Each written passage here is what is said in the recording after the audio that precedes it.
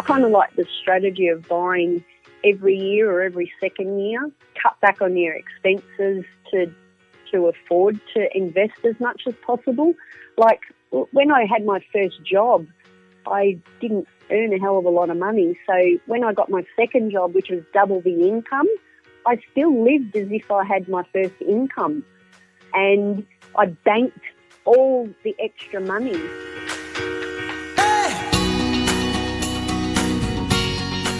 This is Property Investory, where we talk to successful property investors to find out more about their stories, mindset, and strategies.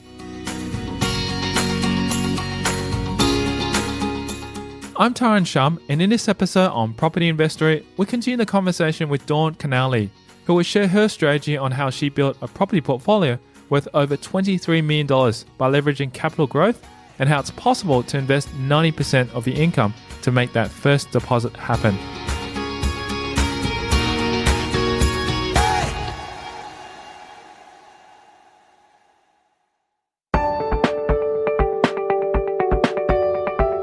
Also, before we delve into this episode, go over to propertyinvestory.com and subscribe to receive your free property investor case studies, where you'll learn how to generate passive income from your properties. Go there now to sign up for free.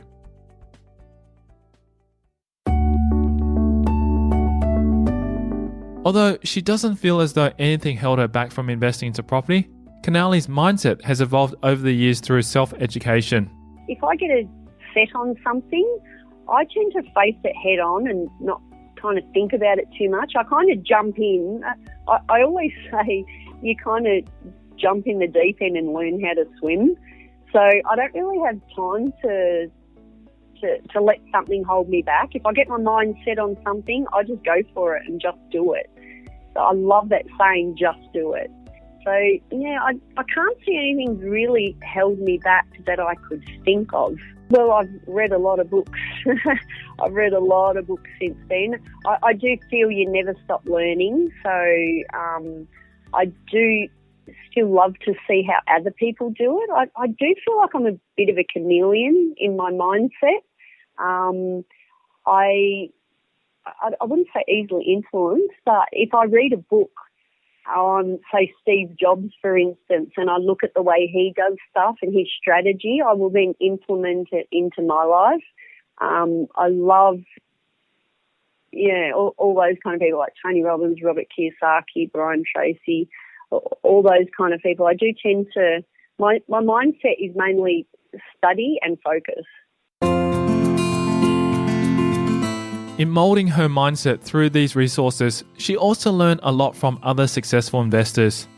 I'd say at the start, the mentors that I had didn't realise they were mentors. I just saw a lot of successful farmers in the area that were making a lot of money off property. So I asked a lot of questions, just like, I hear you got some property, and why do you choose this property over that one? And I learned, commercial property is usually positive cash flow, and residential is normally negative cash flow. And they pay all the outgoings in commercial. So I just learned a lot about the benefits of both of them, and sometimes negative cash flow can be good too. Like I bought a property 3 years ago that I knew was going to be negative cash flow, but I knew the capital growth was double or triple what that was. And as it turned out, I ended up selling it 2 years later and I doubled my money. So I didn't mind having a $50,000 a year negative cash flow because I knew that the capital growth was there. I knew that the zonings were changing, so I kind of took advantage of that. But, mentors and resources. I read lots of books. I love TED Talks. I love YouTube. I study a lot and watch a lot of YouTube. If ever I need to find out something, I tend to go to YouTube. I've listened to, to so many different things, not just property. In fact, I don't think any of them are property related. It's just psychology. I just love listening to how people do things, like how your brain works, or how to deal with negativity, how to deal with depression. And I do tend to mentor a lot of people, and if you can help them change their state and their mindset and how to deal with depression and understand how your brain works. So I do tend to look up a lot of that as research so that if I'm mentoring or coaching someone, then I kind of know what I'm talking about, not just from experience. It's scientific as well. So, what has been the best advice Canale has ever received in her journey? I'd say don't trust other people with your money. That's probably a good thing. And your past doesn't equal your future. Tony Robbins says that, and I love that. So those two pieces of advice that I really hold true. So in your financial side, don't be so gullible giving people your money. Always have that control. Like if I haven't really ever done a joint venture, and that's because I feel that if I can't afford to do it myself, then don't do it. I'm very strong-minded, so if I get set in my way, this is how I want to do a property, and then someone else wants to do it a different way, I don't like that.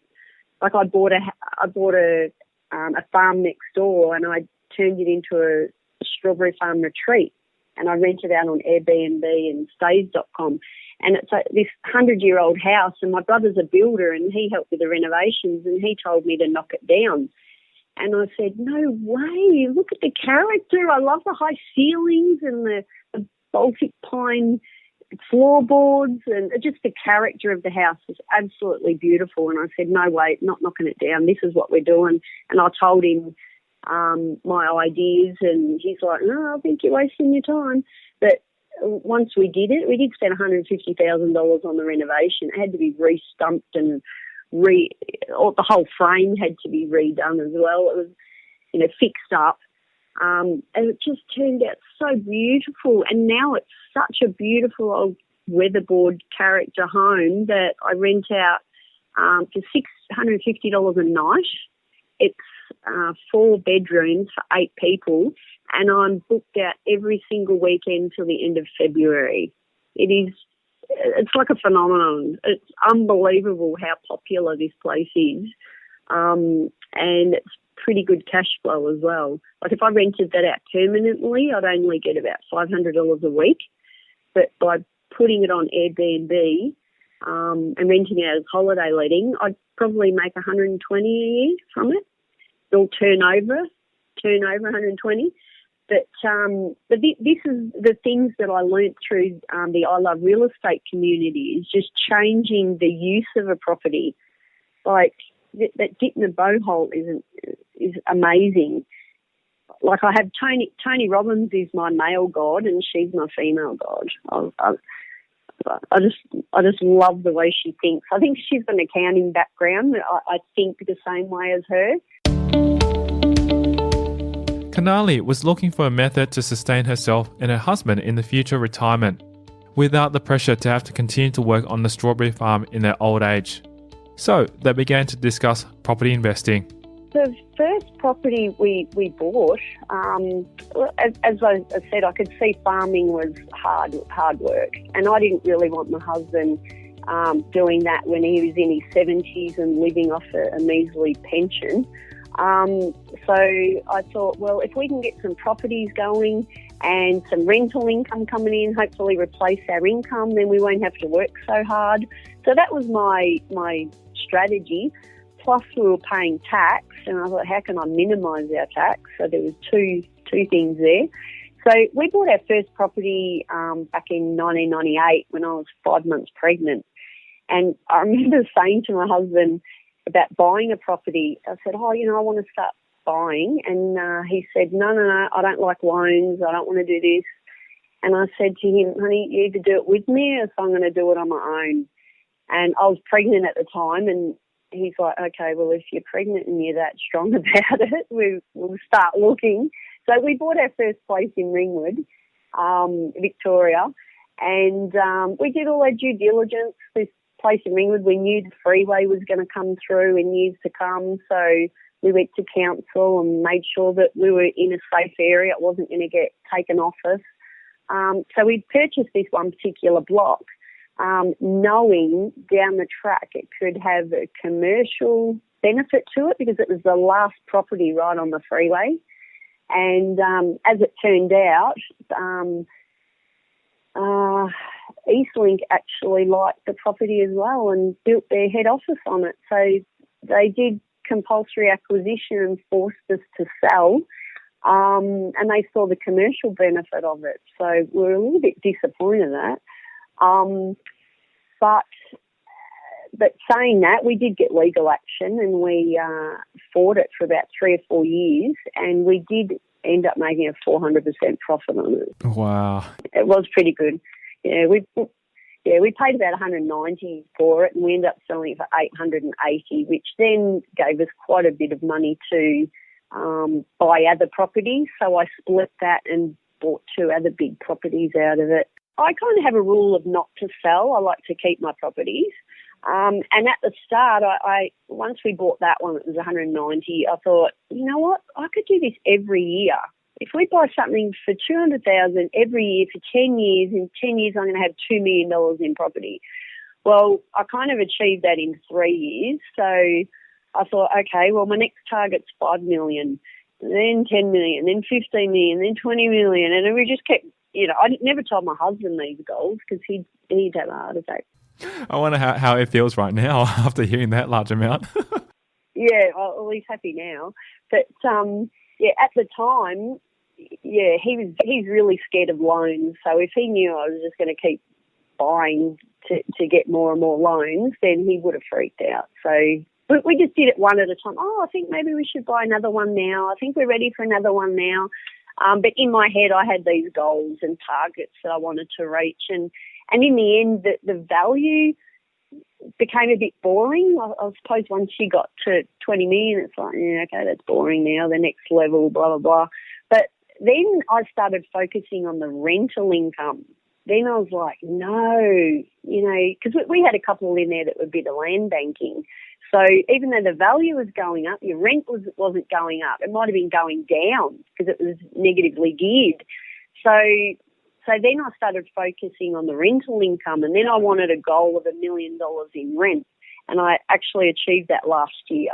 Congrats. Quite happy with that. And sometimes it wasn't buying a new property, it was just redeveloping one you already had or changing tenants and just moving things around a little bit and changing the use of it. So, that was fun. A strong believer in starting small, Canali has built a portfolio worth over $23 million through a strategy based on capital growth. I'm a very conservative investor, so I don't believe in taking a lot of risks. But I do believe in starting small and paying off what you can, try and get some capital growth in it, like renovate it and make it better than what it was when you started with it. So you get some capital growth in there, and then you could probably have some more borrowing power to do another one.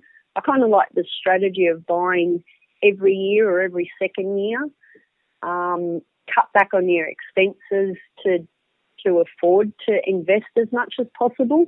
Like when I had my first job, I didn't earn a hell of a lot of money. So when I got my second job, which was double the income, I still lived as if I had my first income, and I banked all the extra money. So I was so disciplined with saving money that when it comes to buying property, if I needed a 20% deposit, I would live off bread and water. I would scrounge and save and knew that, okay, I'll work twice as hard. Like I had 3 jobs when I met my husband. So, yeah, I always invested about 90% of my income. I know that's impossible for most people, but I just worked harder to earn more. And then I invested 90% of it. And I actually teach my children that now, that everything they bank, I always say to them, look, you can spend 10% of it on yourself and reward yourself because that is important. But then save the rest and invest it, because when you start investing, like it's not how much you earn, it's how much you keep. So I know a lot of people that earn, as a salary, they might earn $200,000-$300,000, and they're still paying off their family home and not investing. But geez, they got nice cars every year, and they change it every year when the latest one comes out, or every second year. They'll travel to beautiful holidays. They'll go to the best restaurants, wear the best clothes. They're always going out and having the best of everything. But, if they lost their job, where's that money going to come from? So I think you should invest it to have passive income. And then once you have passive income, then you can waste it a little bit. Coming up after the break, we'll delve further into Canali's strategy on purchasing properties with the potential to add value. Like, I have some good main road frontage commercial properties that at the time I bought them pretty much for land value, and they were paying positive cash flow income. But I could see potential even down the track. The personal habit which has contributed to her success. Every experience, there's a lesson in it, good and bad. And that's next. I'm Tyron Shum, and you're listening to Property Investory.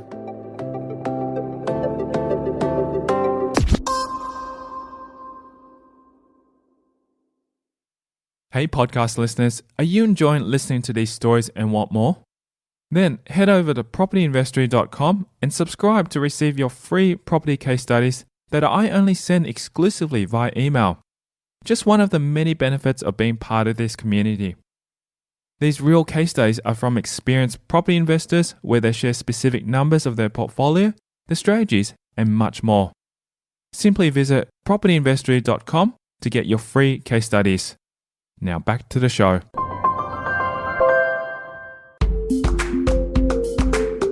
Canali searches for residential properties which have the potential to become a commercial development. Okay, well, strategies when it comes to property. I do like to be able to see it, so I don't like buying regional or interstate. Like, I like to be able to know that if it needs, if it has problems, I can go there and help fix it. My criteria when I buy a property is definitely location. If you could just say a particular suburb and someone will just go buy something in a back street, right?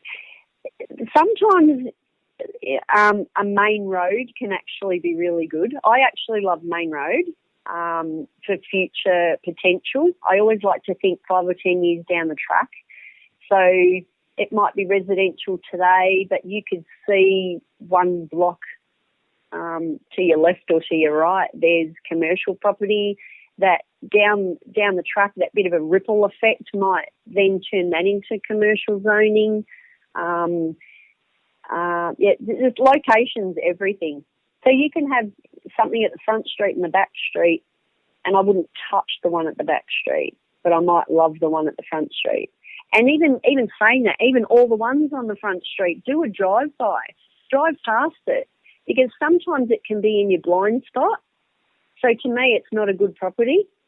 I like to have that visual look, because to me it's advertising, and if you're looking at it from a commercial point of view, if you're going to have your office or shop there, and someone's driving past and it's like a billboard, you're getting free advertising. I mean, people pay a lot of money to advertise on billboards because you're driving past.